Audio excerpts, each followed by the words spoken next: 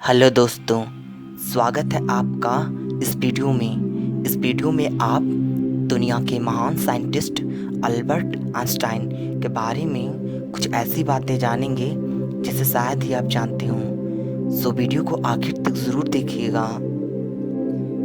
Albert Einstein, जिन्हें father of modern physics भी कहा जाता है, ये दुनिया घूमने के बहुत शौकीन थे और इसी दौरान वह एक ट्रैवल डायरी भी लिखते थे।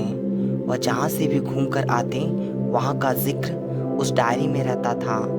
डायरी के कुछ पन्नों में 1922 से 1923 का जिक्र है, जब अल्बर्ट आइंस्टाइन एशिया के कुछ देश घूमने निकले थे। उन्होंने चीन और श्रीलंका की यात्रा की और इन दोनों देशों के बारे में अपनी राय अपनी ट्रैवल डायरी में लिखी। साथ ही उन्होंने भारत के बारे में भी कुछ लिखा। आइंस्टाइन ने भारत के बारे में लिखा कि भारत की जलवायु कुछ ऐसी है कि वहाँ के लोग शारीरिक और मानसिक रूप से कमज़ोर होते हैं। यही नहीं, भारतीय की आकलन करते हुए उन्होंने लिखा कि भारतीय दूर की सोच नहीं रखते हैं, मतलब वो 15 मिनट से ज़्यादा आगे पीछे का सोच ही नहीं पाते। इसके लिए उन्होंने आनुवंशिक कारण को भी जिम्मेदार ठहराया है। इसमें सबसे अच्छी बात यह है कि आइंस्टाइन जब वे बात लिखे थे तब तक वो भारत नहीं आए थे।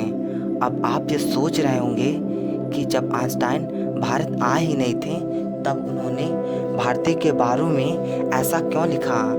तो आपको बता दें कि एक बार आइंस्टाइन अपनी यात्रा के दौरान श्रीलंका गए थे और वहीं उनकी मुलाकात कुछ भारतीयों से हुई थी और इसी आधार पर उन्होंने अपनी यह राय बना ली थी।